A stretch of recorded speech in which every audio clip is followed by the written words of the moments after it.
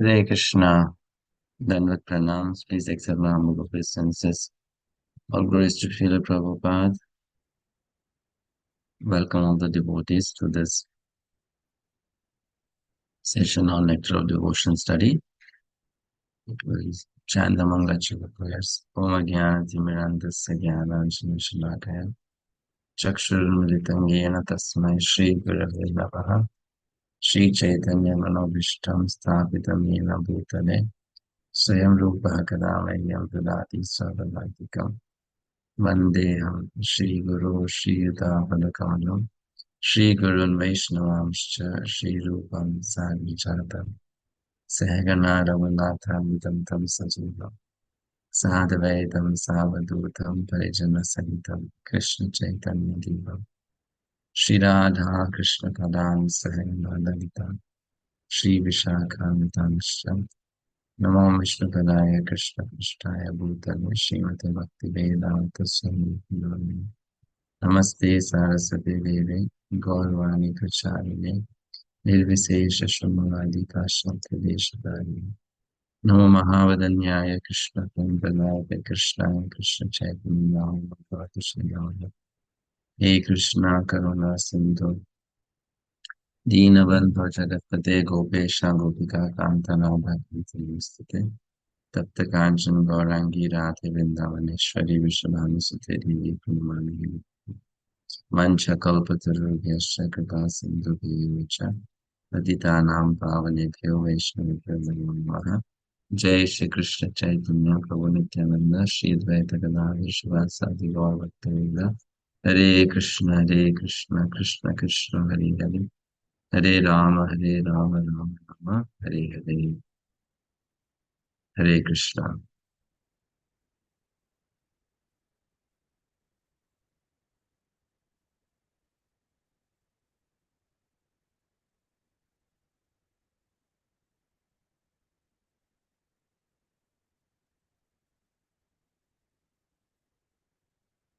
We studied the preface in the last class. Today we'll look at the introduction of the book. The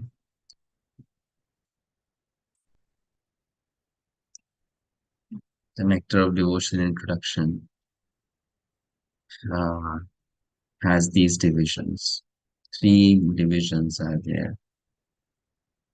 First to sixth paragraph is the Mangala Charana. Paragraph 7 is the Granth Vibhag or book division. And paragraph 8 to 21 discuss about the definition of Uttama Bhakti, pure devotional service. Why this definition is given? So as to differentiate pure devotional service from ordinary devotional service or general devotional service, known as Samanya Bhakti. So there is Shuddha Bhakti and there is Samanya Bhakti. So that's why a very clear-cut definition is given right at the onset of this literature in order to tell us that whatever further is going to be discussed in this book, you should know it is all in the context of pure devotional service, not in the context of devotional service, but in the context of pure devotional service. Right? Okay. Yeah. So, Mangala Charana, we know this verse from Chaitanya Charitamrita.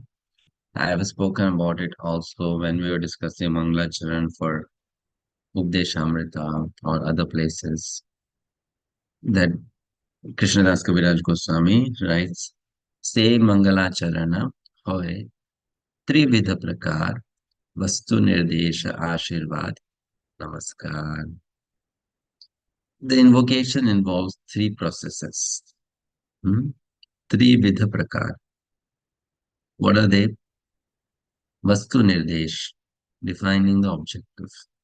Ashirvad, offering benedictions. Namaskar, and offering obeisances.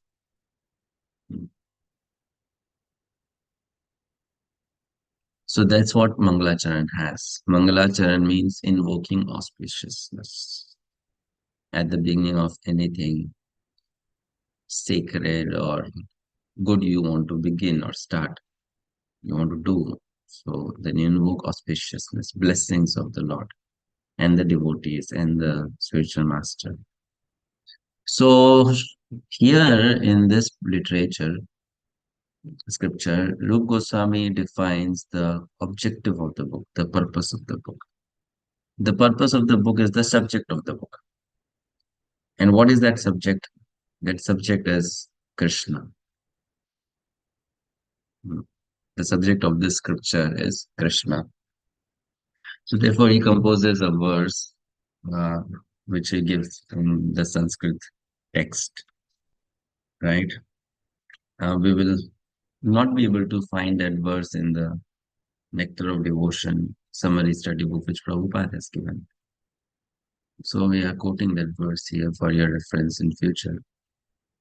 So this verse is Akhila Rasamrita Murtihi Prasrimara Ruchi Ruddha Tarakapalihi Kalita Shama Lalito Radha Priyan Vidhur Jayati. Okay. So this is the verse which is defining the objective of the scripture. Now, what does this verse mean? Let us look at every single word of this verse. Akhila Rasamrita Murtihi. Krishna is who? He is Akhila Rasamrita Murtihi. Akhila means unlimited. Rasa, now you know the meaning of the word rasa. Amrita, you know the meaning of the word Amrita also. Murti means form or embodiment. So who is Krishna? Krishna is the form of or embodiment of unlimited what? Nectarian mellows of relationship. That's why Krishna is also called Raso Vahisaha. He is made up of rasa. He's full of rasa. So Akhila Rasa Amrita Murti. Okay, that Krishna who is Akhila Rasa Amrita Murti. This book is talking about that Krishna. Lord Shri Krishna is the reservoir of all rasas, mellows. Now, what is the influence of him? Because he is full of rasas, he is a reservoir of rasas. What is his influence? That is being described in the next three lines. Okay. Prasri Mararuchi. Prasri Mararuchi means because of his beauty, he's been able to ruchi, he's been able to inspire some attraction or some taste. Hmm. In whom? In the personalities mentioned ahead. So out of Krishna's uh, sweetness, because of his sweetness, some personalities get attracted to him because he's embodiment of rasa. So who are they? Ruddhatar Kapalihi. Uh, he controls the gopis led by Taraka and Palika. Taraka is the name of a gopi. Palika is the name of another gopi. So what does he do? He controls them. Krishna controls them. Okay, these gopis, Taraka and Palika, they are the group leaders. So Krishna controls them. Hmm. Krishna is the form of supreme bliss, and he contains all the rasas. We know we'll discuss about 12 rasas, and he is the he is the controller of the gopis. Mhm. The gopis such as Taraka and Palika. Now, these gopis, whom Krishna controls, uh, Krishna attracts them because he is so beautiful, they get attracted towards him. But Krishna only attracts them. Krishna does not do anything more for them. In the sense, he controls them. That's all. You know, fine. Next level of gopis is mentioned in Kalita Shama Lalito. he accepts these two groups, led by Shamala and Lalita. Accepting them means he will not only attract them, but he will also like play with them, spend time with them, give them importance, consider them as equal. So there are different groups of gopis. Some are like the, some are like, uh, some are on the paksha of Radharani, some are on the paksha of Chandravali, which means they're opposite to Radharani paksha. Some are neutral, like that. Fine. So here, what does Krishna do? The group which is led by Tarika and Palika, Krishna controls them as if they are Krishna's maid servants. Krishna gives them instructions and they follow. Then there is a group led by Shamala and Lalita. Krishna treats them as friends, equals, you know, which means again Krishna controls them and Krishna accepts them. But Radha Preyan Vidhur Jayati, the third line or the third, you know, relationship mentioned in this verse is he gets controlled by Radha. Radha Preya. He gives pleasure to Radharani by super excellent qualities. Mhm. So that's how Rupa Goswami describes Krishna here in this book. One who controls the group of gopis led by Taraka Palika, one who accepts the gopis led by Shamala Lalita, and one who gets controlled by Radha. Okay. Vidhura Jayati, he is the destroyer of all sin, and he excels all others in glory and qualities. Vidhura Jayati. Okay. So this is how he opens up the scripture by describing the subject of the scripture, which is Krishna.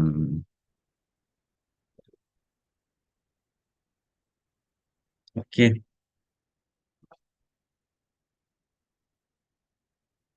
understood. Yeah. So we should know here that because of all the rasas, Krishna's rasa of Madhurya is the topmost. That's why Rupa Goswami is aiming on that here. You know? There are 10 chief gopis of Raja: Srimati Radharani, Lalita, Vishaka, Taraka, Gopali, Palika, Dhanya, Dhanishta, Chandravali, and Dashami. So out of them, 5 are mentioned here, right?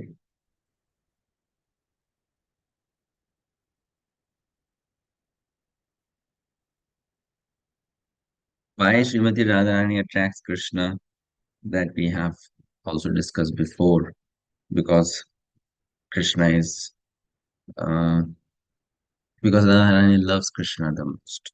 Therefore, Radharani attracts Krishna the most. Mm.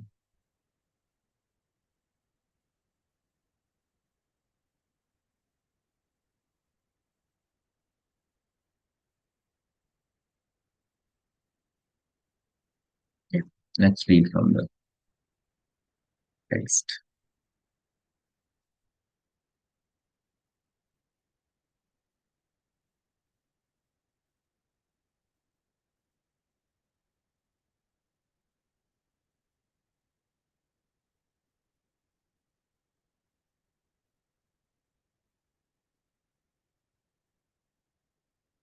Yes, someone please read.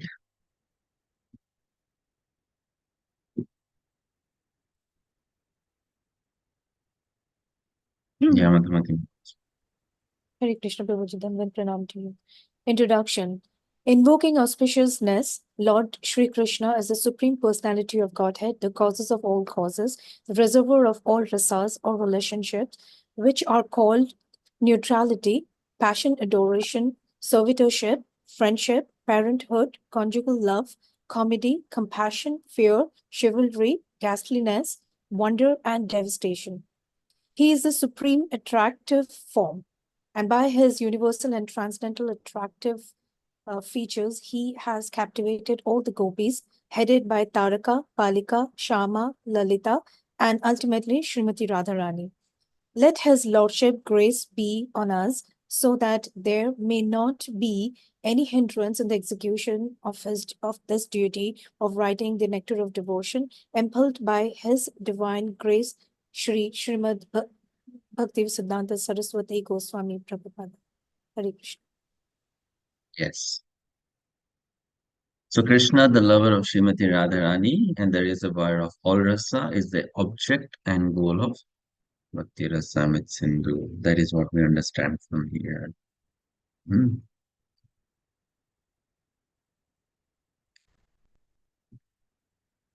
Next paragraph. Now from here onwards, the offering of obeisances, that part begins in the Mangalachari. He's going to offer his respects. To whom? He's going to offer his respects to Sri Chaitanya Mahaprabhu, to Sanatana Goswami. But Srila Prabhupada, because he is writing his commentary on Nectar of Devotion, he inserts his namaskar also in between, which is not something Rupa Goswami wrote, which is something Prabhupada is writing. Like here Prabhupada is saying, let me offer my respectful obeisances unto the lotus feet of Srila Rupa Goswami Prabhupada and of Srila Bhakti-siddhanta Saraswati Goswami Prabhupada. Right? So this is Prabhupada's addition into the Mangalacharana. Okay, next paragraph with the Prabhu. Hare Krishna Prabhu Dandavat. Let me offer my respectful obeisances unto the lotus feet of Srila Rupa Gosvāmī and of Srila Bhakti-siddhanta Saraswati Gosvami Prabhupada, by whose inspiration I have been engaged in the matter of compiling this summary study of Bhakti-rasāmṛta-sindhu. This is the sublime science of devotional service as propounded by Sri Chaitanya Mahaprabhu, who appeared 500 years ago in West Bengal, India, to propagate the movement of Krishna consciousness. Sri Rupa Gosvami begins his great book by offering his respectful obeisances unto Sri Sanatana Gosvami, who is his elder brother and spiritual master, and he prays that Bhakti-rasāmṛta-sindhu may be very pleasing to him. He further prays that by residing in that ocean of nectar, Sri Sanatana Gosvami may always feel transcendental pleasure in the service of Radha and Krishna. Hare Krishna. Thank you. So Srila Rupa Goswami basically says here that I am the lowest of men and I have no knowledge, but the inspiration to write this transcendental literature has come upon me as a mercy of Sri Chaitanya Mahaprabhu. Therefore, I am offering my obeisances to Sri Chaitanya Mahaprabhu.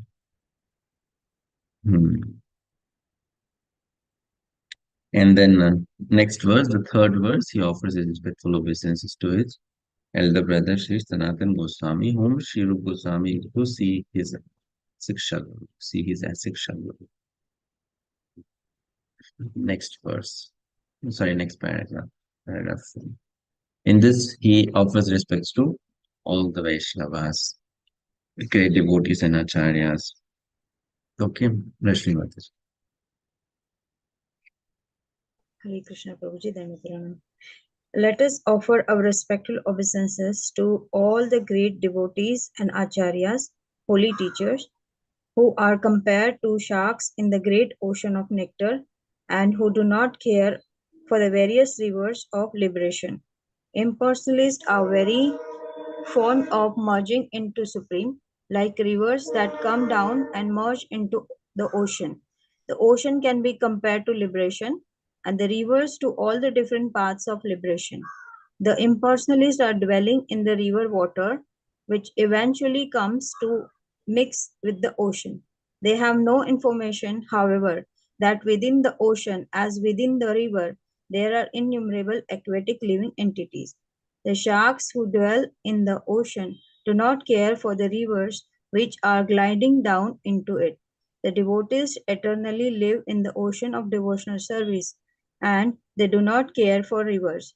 In other words, those who are pure devotees always remain in the ocean of transcendental loving service to the Lord and have no business with other processes which are compared to the rivers that only gradually come to the ocean.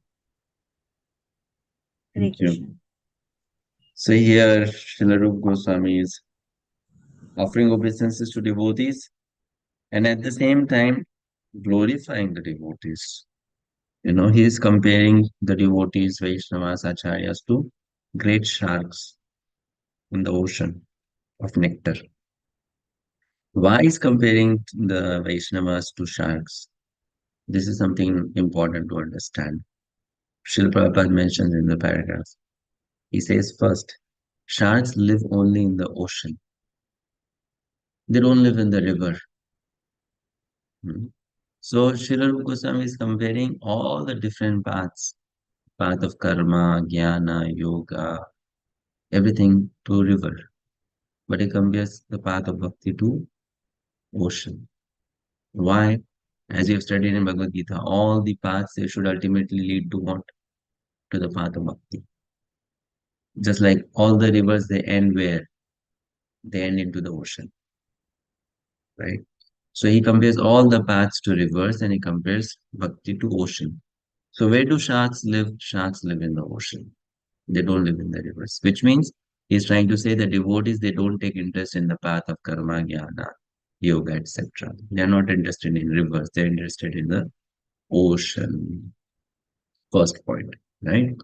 Next, the sharks, they reject the rivers, which means, you might have noticed this, or you might have seen this or heard about this, that sometimes sometimes the fishes from the sea or from the ocean, they they they swim back through the river into a lake or something like that, which means they leave the ocean and they go to a lake or they go to a river and start living there.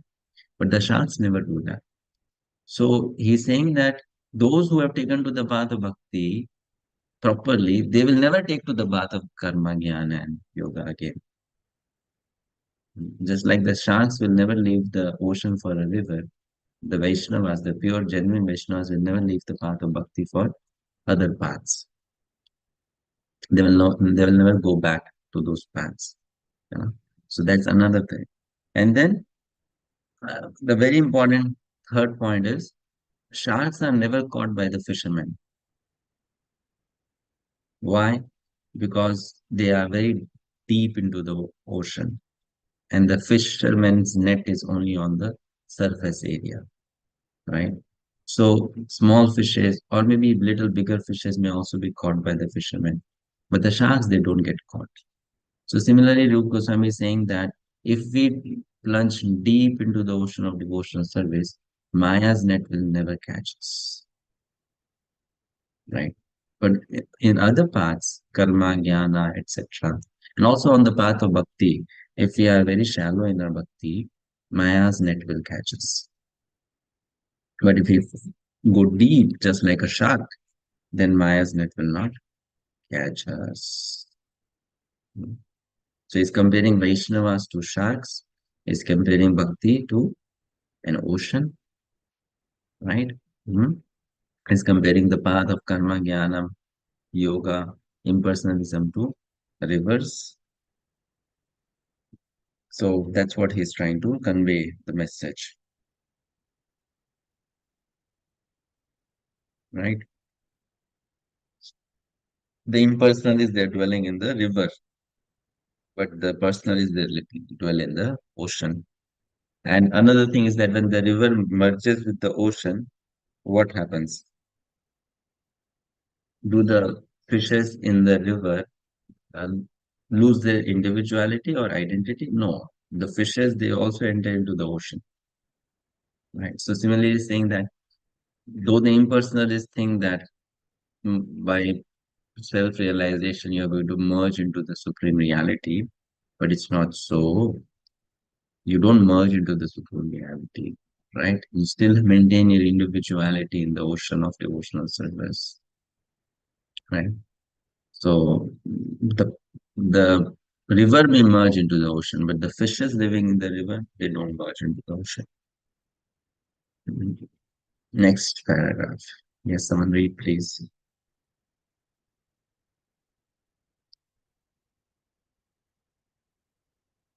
They are going. Hare Krishna Prabhuji, Satya.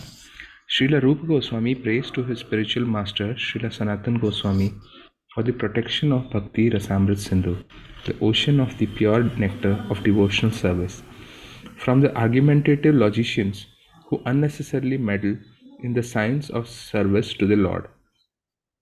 He compares their arguments and logic to volcanic eruptions in the midst of the ocean. In the midst of the ocean, volcanic eruptions can do very little harm, and similarly, those who are against devotional service to the Lord and who put forward many philosophical theses about the ultimate transcendental realization cannot disturb this great ocean of devotional service. Hare Krishna. Then he gives another beautiful angle to this analogy. What does he say? He says that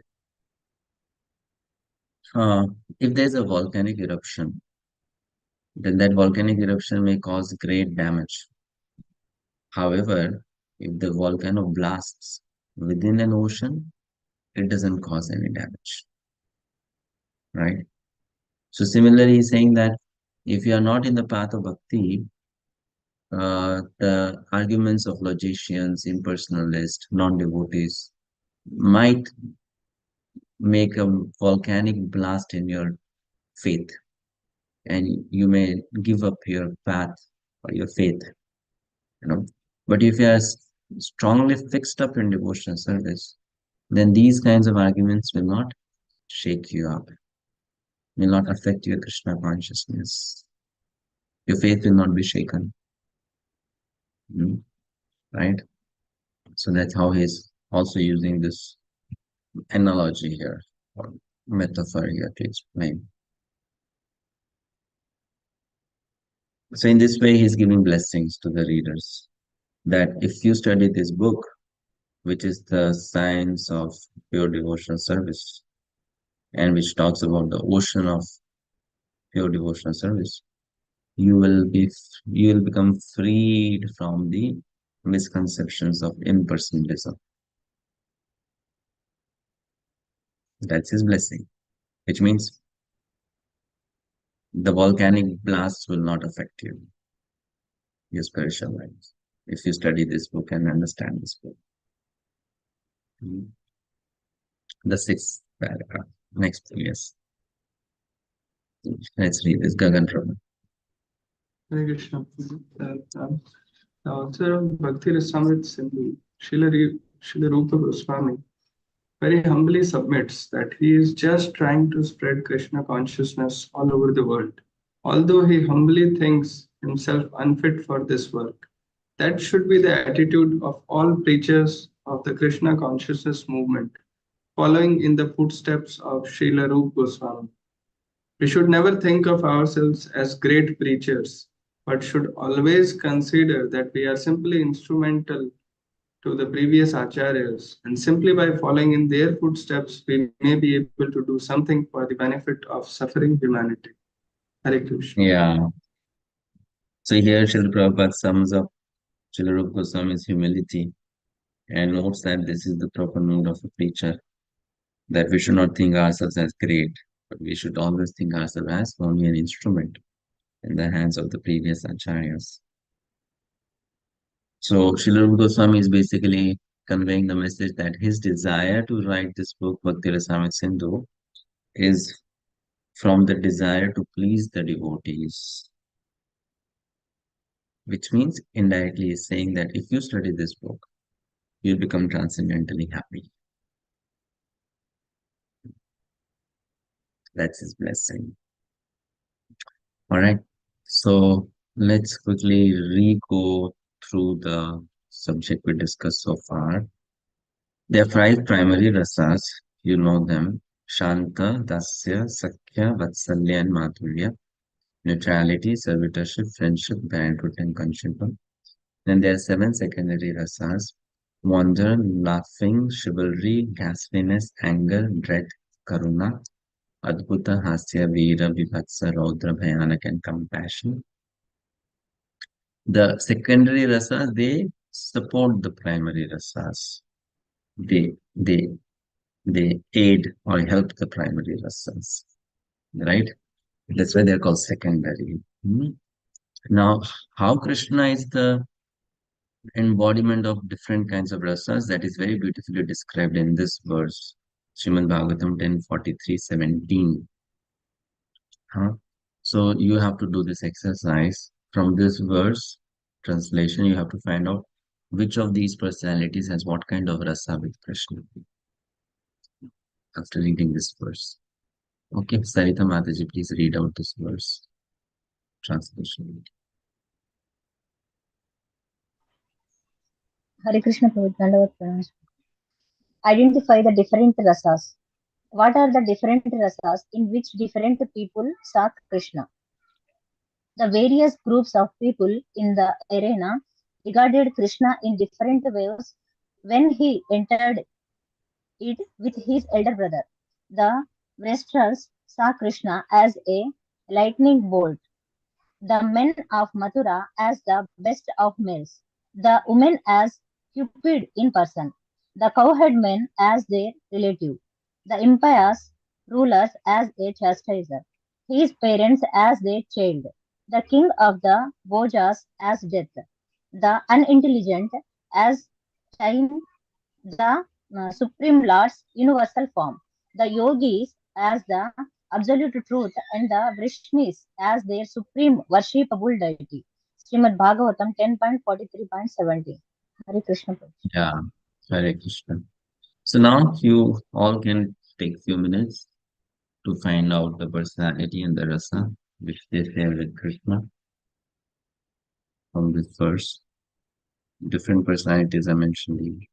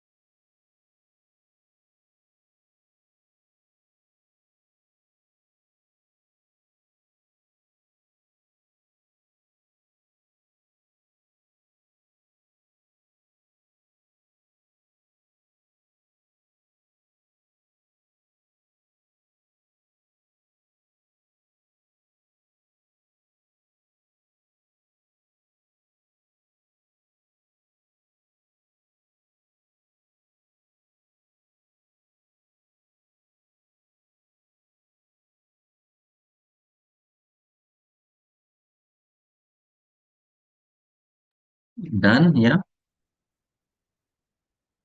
Okay.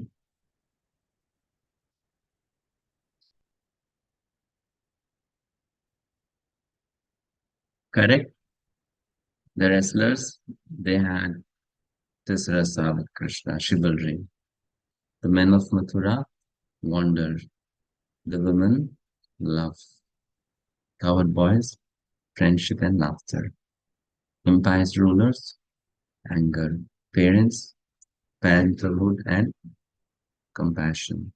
King of the Bhojas, dread. The unintelligent, ghastliness. The yogis, Shantarasa, passive.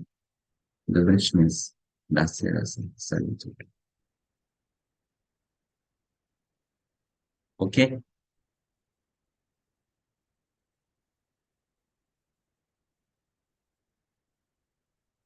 Yes, Madhuvati Mataji. Prabhuji, I am a little confused. I thought that the 5 rasas are the principal rasas and every relationship with Krishna has to fall under them. It's not true? No, it's not true because the here we see that the rasas which Kansa shares with Krishna or the yogis they share with the unintelligent people, which means those who are worshippers of universal form, they share with Krishna. They are not pure devotees of Krishna.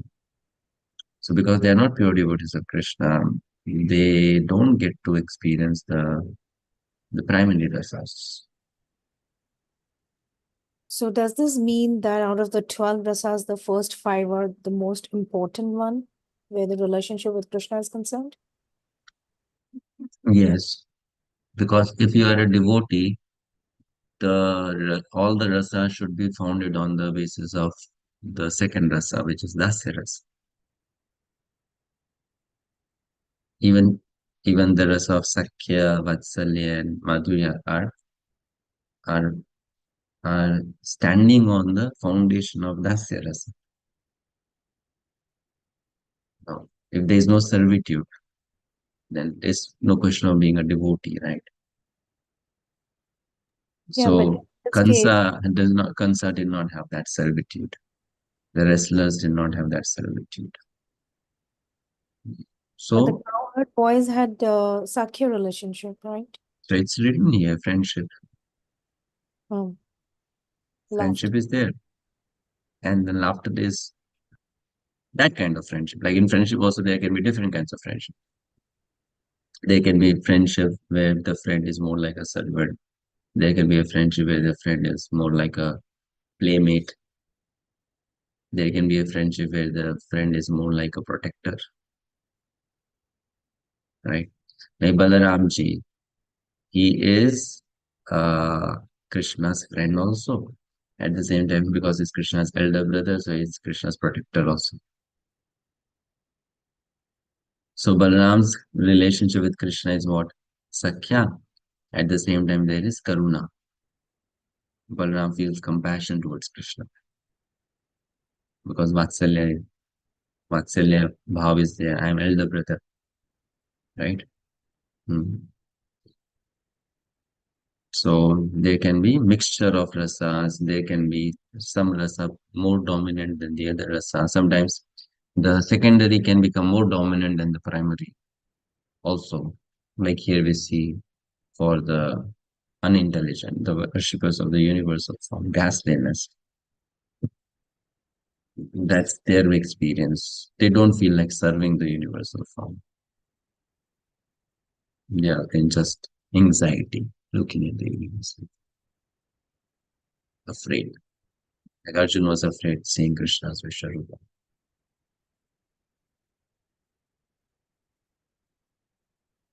So the yogis are Shantaras? Yeah, the yogis are Shantarasta because they don't want to have any relationship. They don't want to serve Krishna. They're just meditating, sitting and meditating. That's called Shantaras. So And meditation is an act. Meditation is a passive act. Meditation is not an active act. Devotional service is active. Meditation is passive. Of course, in meditation, if you want to do some seva, then it becomes active again. But if you just want to look at someone and observe someone, that's passive. You don't want to do anything for that person.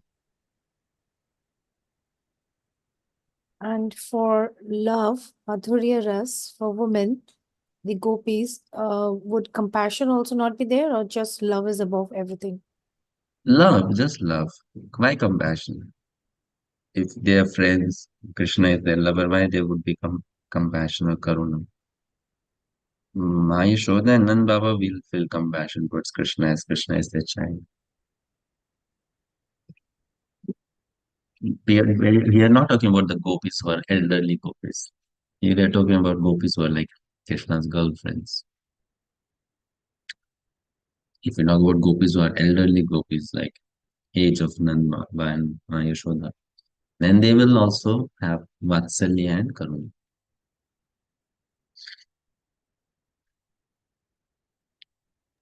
Hare Krishna. Right. So they go. Hare Krishna. Prabhuji, in follow-up to this question, is it okay to say that the five primary rasas fall into the category of uh, devotees who are favorable to Krishna, and whereas the secondary rasas, they're not like more favorable category? Not in all the cases, but at Not least the necessarily. Vishnu Pitama, if you see him, then you will always say he's an example of someone having relationship with Krishna in Virya Rasa, chivalry. But he is a devotee, right? yes. But chivalry is like the predominating rasa. And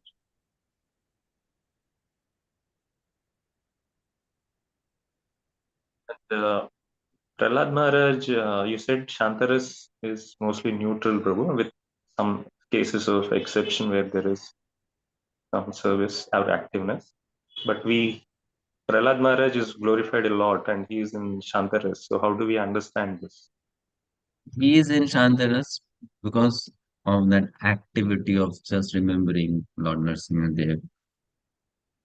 You see, rasas, we should know, we'll study this later on. This is not the subject for this division of Nectar of Devotion. There is one rasa which is like your static, and there are rasas which are like dynamic. Okay, like to give an example, uh, the gopis of Vrindavan. We are talking about, let's say, those who are lovers of Krishna. They have a static rasa which is Madhurya, but it's not that every moment they are having their relationship with Krishna, they just feel those sentiments. Sometimes then they are angry on Krishna. Sometimes they are afraid. Sometimes they're laughing and playing, having fun, right? So when now we talk about their rasa with Krishna, if you look at a particular episode or pastime, in that episode or pastime, the rasa that may be coming out or appearing very strongly will be not necessarily Madhurya. That time it may be Hasya, or that time it may be Krodha. However, the primary rasa, which is like their static rasa, is what Madhuri. So when we say here that Bhishma Pitama is having the mood of chivalry with Krishna, so that is not every moment. So yes, correct. But if you look at in general, what is the rasa of Bhishma Pitama towards Krishna? Dasyabhav, servant, and Krishna said, right? Now Prahlad Maharaj, if Prahlad Maharaj is an eternal resident of a planet where Lord Narasimhadev resides and is eternally serving Lord Narasimhadev there, then his rasa, static rasa will be dasya only. But in this particular incarnation, when he has appeared as a son of Hiranyakashipu, and is fully absorbed in just remembering Nrsimhadev. In that particular episode, what do you see? Predominance of Shanta. That is just praying. Okay. So this is a bit more complicated subject, so it's discussed later in the later sections of Nectar of Devotion.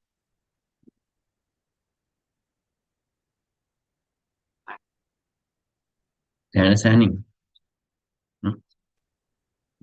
So this scripture teaches us a lot about the interplay of emotions and feelings.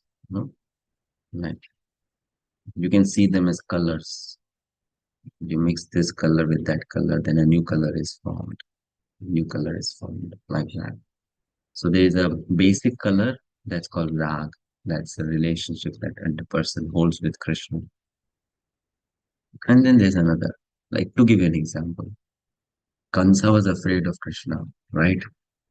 That was his like basic foundational relationship with Krishna. But when Kamsa's plans would become successful, or he will think that my plans are becoming successful, then he would laugh. Now, at that moment when he's laughing, externally what is appearing is that he's enjoying Hasya Rasa. But that Hasya Rasa is not the actual Rasa. Correct? Internally, the basic Rasa is fear. So, like that, there are mixtures. What appears on the surface is not the internal thing. So here, in this verse which we are studying, we are looking at that particular incident when Krishna entered the arena. What feelings were there in the heart of these personalities? These rasas, they came out. And it is not necessarily their eternal rasa with Krishna, Prabhu. Of course not. How can it be eternal rasa? The yogis, they are not yet liberated souls. So how is it their eternal rasa with Krishna? At this moment, they are experiencing Shanta rasa.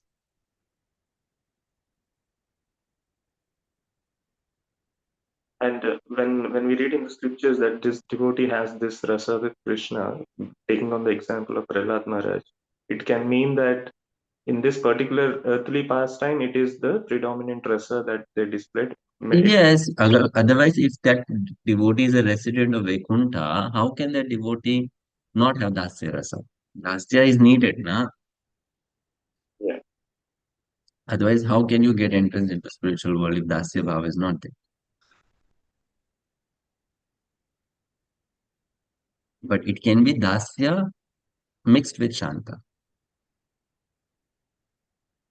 Like, Understood. to give you a very simple example, Prabhu, please try to understand. Let's say, even with spiritual master, there are different kinds of disciples. Some disciples are there. I mean, all the disciples, they know that I am a servant of my spiritual master, right? Correct? Isn't it? But some disciples are there, they're always very afraid. They want to serve the spiritual master from distance only, right? But some disciples may be very friendly, very outgoing. They may just walk up to the spiritual master and start talking with them or discussing with the spiritual master. You're getting it? Now, all of them, they are Dasya Bhava only because they're servant of spiritual master. But some may be more passive in relationship with the spiritual master, some may be more active in relationship with spiritual master. Some disciples might be actually even joking sometimes with the spiritual master. Yeah. You're getting it? So like that.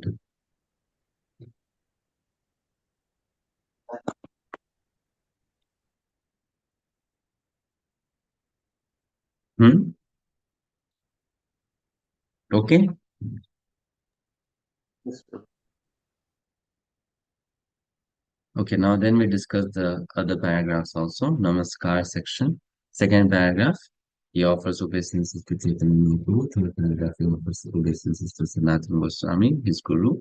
And fourth paragraph, he offers obeisances to great devotees and acharyas, Vaishnavas, right? And in verses Sorry, in paragraphs 5th and 6th, what does he do? He gives blessings.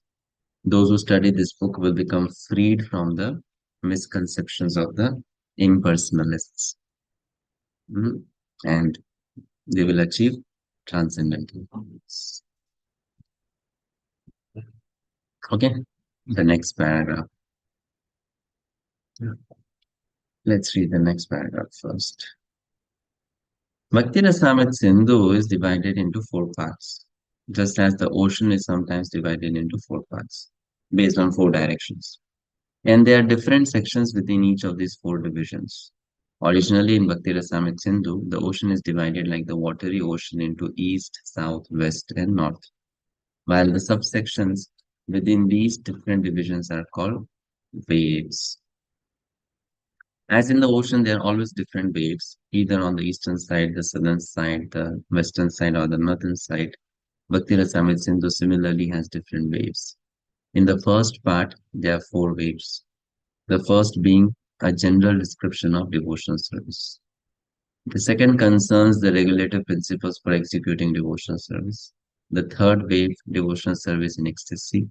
In the fourth is the ultimate goal, love of God. These will be explicitly described along with their different symptoms.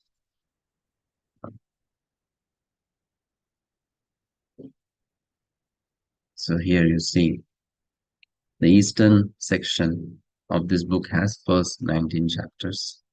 Then the southern section has 20 to 34.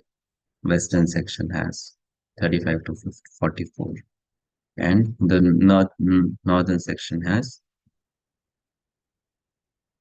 45 to 52. And we study only the eastern part.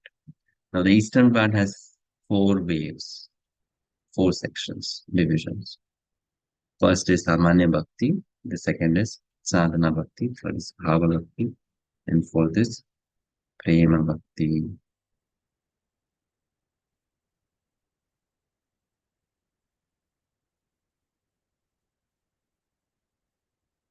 Right?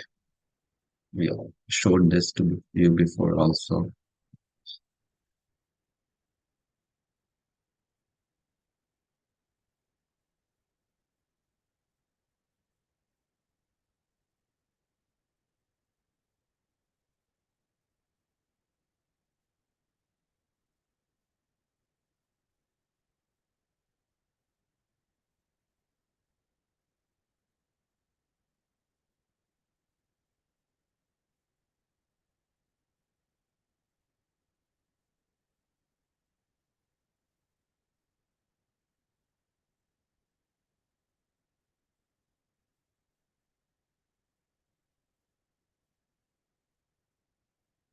Uttama Bhakti. In the next section, definition of pure devotional service.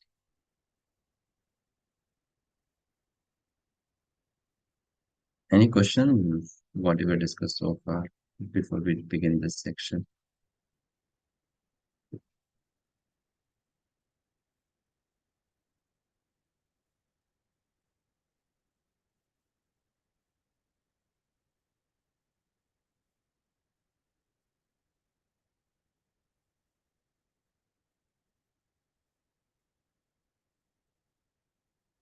Okay, let's read this paragraph.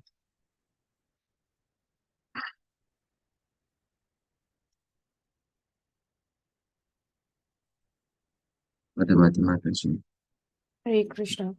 The authorized descriptions of bhakti or devotional service following in the footstep of previous acharyas can be summarized in the following statement by Śrīla Rūpa Gosvāmī.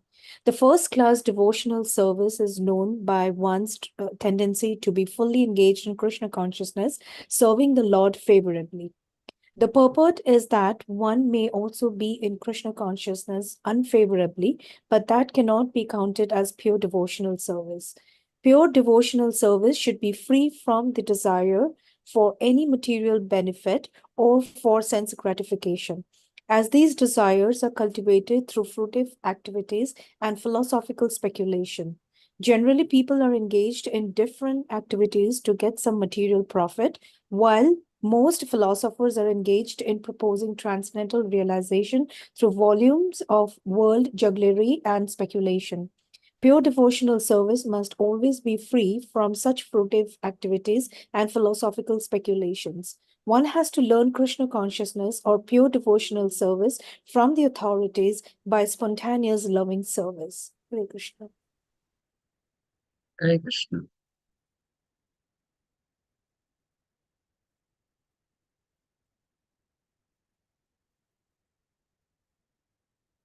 So we'll read through this first, and then we will discuss the Sanskrit verse, if time permits today. Okay. Next paragraph. Yes, Gaurav Prabhu. Hare Krishna Prabhu, Dandavat Pranam. This devotional service is a sort of cultivation. This devotional service is a sort of cultivation. It is not simply inaction for people who like to be inactive or devote their time to silent meditation. There are many different methods for people who want this, but cultivation of Krishna consciousness is different.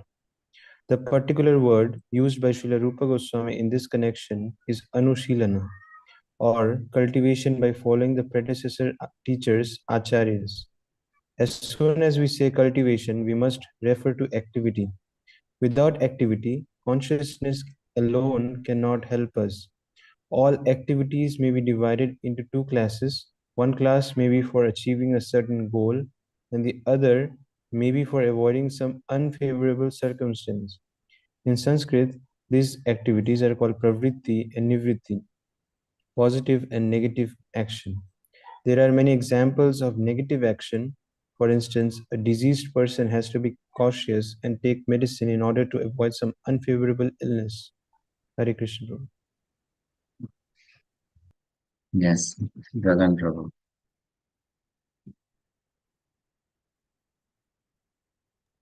Hare Krishna. Those who are cultivating spiritual life, executing devotional service, are always engaged in activity. Such activity can be performed with the body or with the mind. Thinking, feeling, and willing are all activities of the mind. And when we will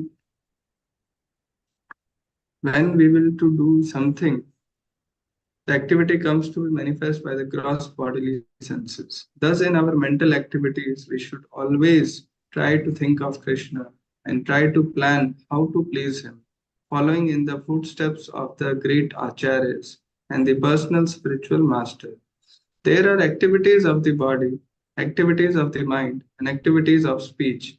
A Krishna conscious person engages his words in preaching the glories of the Lord. This is called Kirtan. And by his mind, a Krishna conscious person always thinks of the activities of the Lord as he is speaking on the battlefield of Kurukshetra or engaging in his various pastimes in Vrindavan with his devotees. In this way, one can always think of activities and pastimes of the Lord. This is the mental culture for Krishna consciousness. Sudhir Prabhu. Similarly, we can offer many services with our bodily activities, but all such activities must be in relationship with Krishna. This relationship is established by connecting oneself with the bona fide spiritual master, who is the direct representative of Krishna in disciplic succession. Therefore, the execution of Krishna conscious activities with the body should be directed by the spiritual master and then performed with faith. The connection with the spiritual master is called initiation. From the date of initiation by the spiritual master, the connection between Krishna and the person cultivating Krishna consciousness is established. Without initiation by a bona fide spiritual master, the actual connection with Krishna consciousness is never performed. Next paragraph.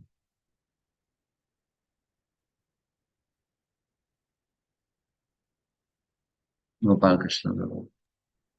Hare Krishna Prabhu. This cultivation of Krishna consciousness is not material. The Lord has three general energies, namely the external energy, the internal energy, and the marginal energy.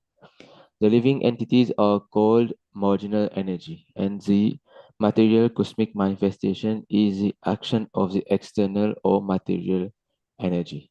Then there is the spiritual world, which is a manifestation of the internal energy. The living entities, who are called marginal energy, perform material activities when acting under the inferior external energy. And when they engage in activities under the internal spiritual energy, the activities are called Krishna conscious. This means that those who are great souls or great devotees do not act under the spell of material energy, but act instead under the protection of the spiritual energy. Any activities done in devotional service or in Krishna consciousness or directly under the control of spiritual energy. In other words, energy is a sort of strength, and this strength can be spiritualized by the mercy of both the bona fide spiritual master and Krishna. Hare Krishna. Thanks, Nectar Prabhu. Krishna Prabhu. In the Chaitanya Charitamrita by Krishna Das Kaviraj Gosvāmī, Lord Chaitanya states that it is a fortunate person who comes in contact with a bona fide spiritual master by the grace of Krishna. One who is serious about spiritual life is given by Krishna the intelligence to come in contact with a bona fide spiritual master. And then, by the grace of the spiritual master, one becomes advanced in Krishna consciousness. In this way, the whole jurisdiction of Krishna consciousness is directly under the spiritual energy, Krishna and the spiritual master. This has nothing to do with the material world. When we speak of Krishna, we refer to the Supreme Personality of Godhead, along with his many expressions.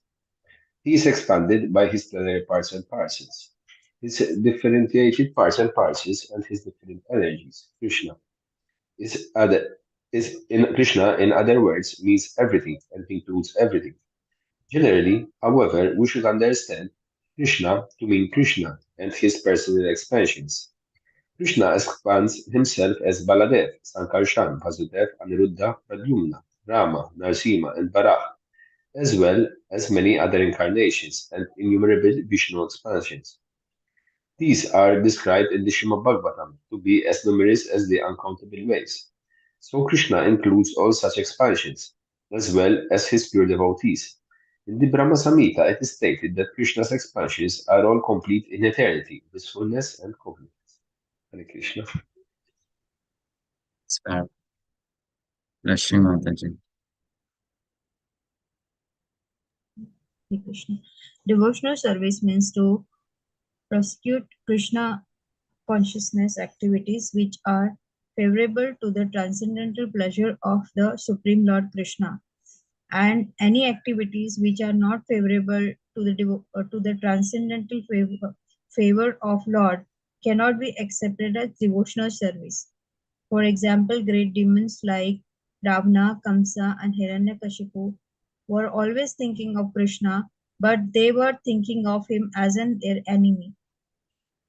This sort of thinking cannot be accepted as bhakti or Krishna consciousness. The impersonalists sometimes misunderstand devotional service in such a way that they divide Krishna from his paraphernalia and pastimes. For example, the Bhagavad Gita is spoken on the battlefield of Kurukshetra, and the impersonalists say that although Krishna is of interest, the battlefield of Kurukshetra isn't. The devotees, however, also know that the battlefield of Kurukshetra by itself has nothing to do with their business. But in addition, they know that Krishna does not mean just Krishna alone. He is always with his associates and paraphernalia. For instance, if someone says, give something to eat to the man with the weapons, the eating process is done by the man, not by the weapons. Similarly, in Krishna consciousness, a devotee may be interested in the paraphernalia and location, such as the battlefield of Kurukshetra, which is associated with Krishna, but he is not concerned with simply any battlefield. He is concerned with Krishna, his speech, his instructions, etc. It is because Krishna is there that the battlefield is so important. This is the summary of understanding of what Krishna consciousness is. Without this understanding, one is sure to misunderstand why the devotees are interested in the battlefield of Kurukshetra. One who is interested in Krishna becomes interested in his different pastimes and activities. Thank you. Yes. So this is Krishna consciousness, Prabhupada says. How beautifully is describing Krishna consciousness. That means that because I am associated with Krishna and Krishna is associated with something, I also have interest in that something. Otherwise, I have no such interest in that thing. That is Krishna consciousness. Which means Krishna is the center of all of my activities, my thoughts, my desires.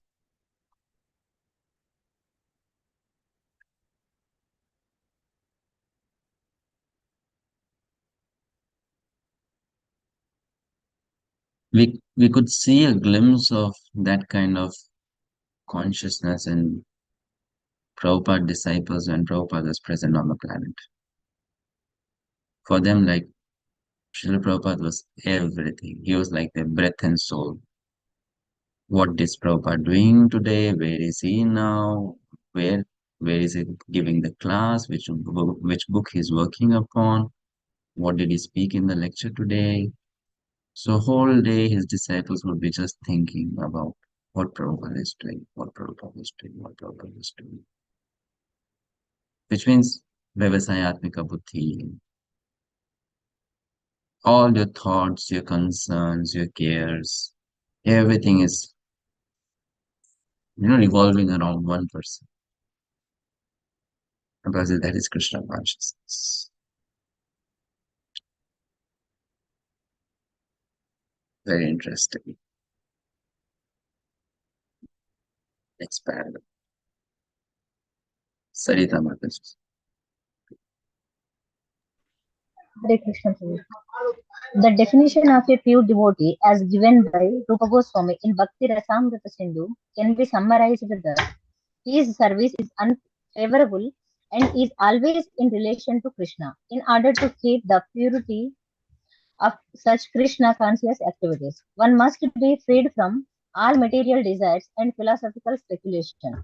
Any desire except for the service of the Lord is called material desire, and philosophical speculation refers to the sort of speculation that ultimately arrives at a conclusion of voidism or impersonalism. This conclusion is useless for a Krishna conscious person. Only rarely, by philosophical speculation, can one reach the conclusion of worshipping Vasudeva Krishna.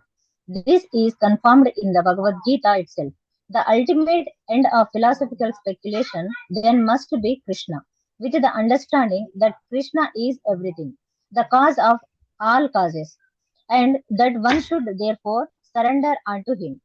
If this ultimate goal is reached, then philosophical advancement is favorable. But if the conclusion of philosophical speculation is voidism or impersonalism, that is not bhakti. Karma or fruitive activities are sometimes understood to be ritualistic activities. There are many persons who are very much attracted by the ritualistic activities described in the Vedas. But if one becomes attracted simply to ritualistic activities without understanding Krishna, his activities are unfavorable to Krishna consciousness. Actually, Krishna consciousness can be based simply on hearing, chanting, remembering, etc. Described in the Srimad Bhagavatam are 9 different processes, besides which everything then is unfavorable to Krishna consciousness. Thus, one should always be guarding against fall downs. Hare Krishna Prabhuji, should I continue? Can read. Dialogue going Prabhuji. Hare Krishna Prabhu.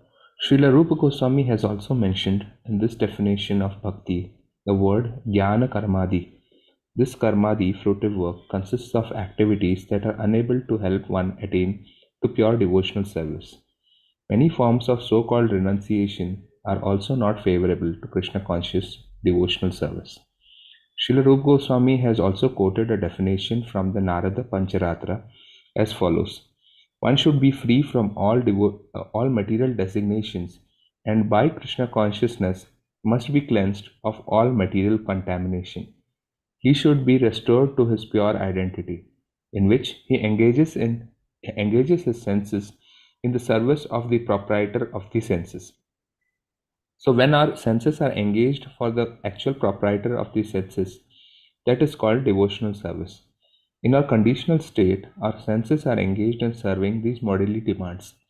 When the same senses are engaged in executing the order of Krishna, our activities are called bhakti. As long as one identifies himself as belonging to a certain family, a certain society, or a certain person, he is said to be covered with designations. When one is fully aware that he does not belong to any family, society, or country, but is eternally related to Krishna, he then realizes that his energy should be employed not in the interests of so-called family, society, or country, but in interests of Krishna. This is purity of purpose and the platform of pure devotional service in Krishna consciousness. Hare Krishna.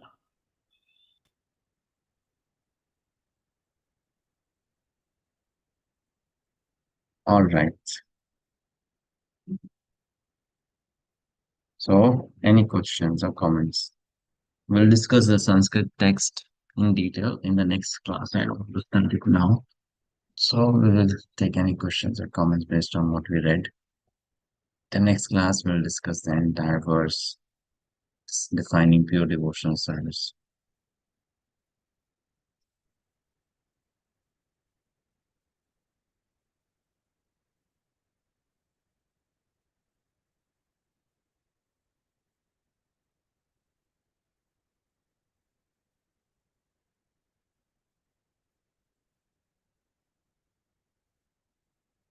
Yes, Victor Prabhu.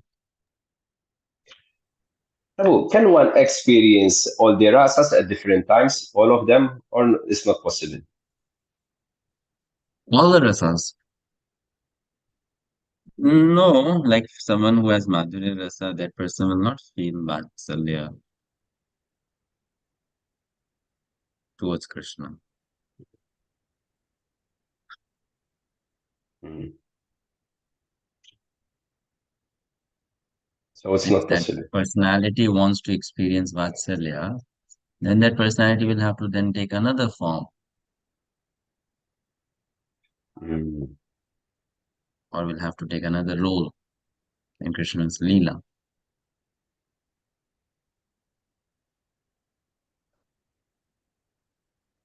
Because sometimes some rasas they clash with each other, so you can't have them contained in the same container.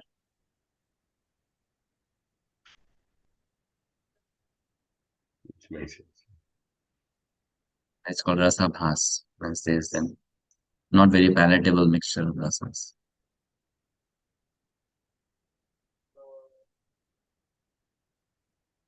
Mm. And one more thing, Srimati Radharani, how many rasas she can experience? So Srimati Radharani, she is experiencing Madhurya Rasa only, Krishna. Madhurya rasa. Okay. But of different types, because she expands herself as Rukmini, Satyabhama, Lakshmi, Sita, all are her expansions. Mm. All the gopis are her expansions. So she will experience varieties of Madhurya Rasa with Krishna. Okay.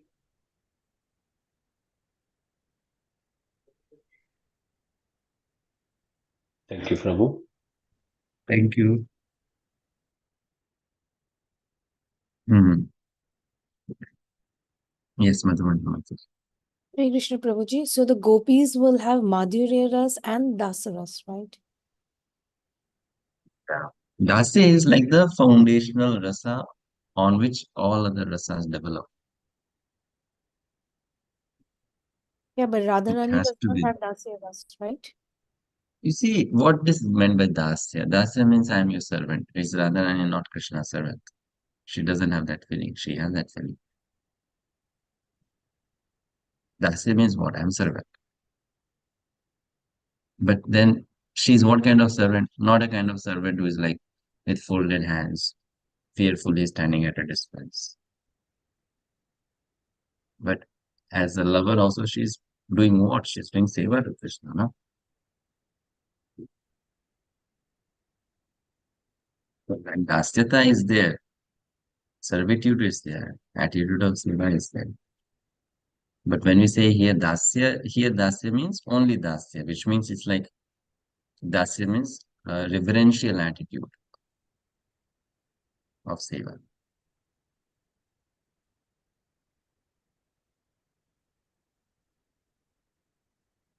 Her servitude is so intimate that she can be angry with Krishna, but a normal servant cannot be angry with the master.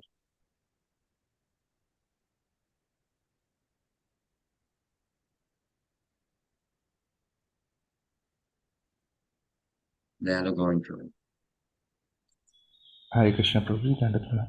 So, Prabhuji, can we understand it this way that the primary rasa will be categorized by the devotee, as in, say, for example, Nanda Baba or Yashoda Maya, they are mostly like 80% in Vatsalya, but they will also play with Krishna in the sense that like a parent plays with the child. So there will be some sort of Sakya kind of bhav also. So do we understand like 80% like that, and then there'll be like 5%, 2% kind of rasas? Yeah, that playing with Krishna will not be that kind of playing which a friend plays. Sometimes it might be there, but like that's what I said. No, it's not 80%, 20%. It's like you have a particular rasa which is the platform. On the top of that, then there are other rasas which might be playing, dynamically coming and going.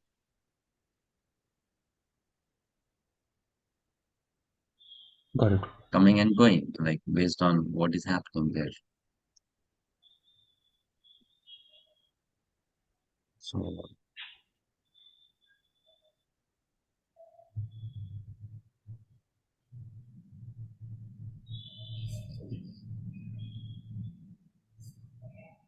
yes.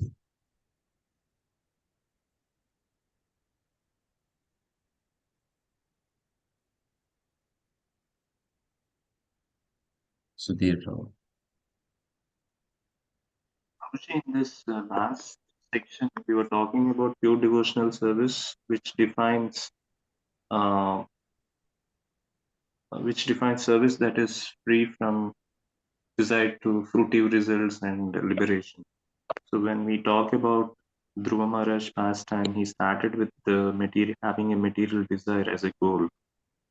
So I was just thinking, what attracted Krishna's mercy, even though he had material desire to fulfill, that still the Lord appeared to him and showered his mercy. So how do we understand in this context? We will what discuss you- that in the coming chapters. That example comes and it is described. Example of Dhruva Maharaj or Gajendra, whatever. It's described later by Rūpa Gosvāmī.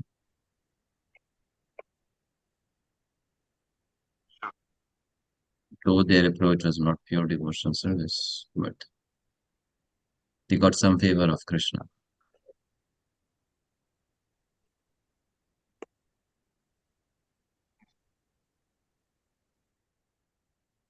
Okay. Hmm.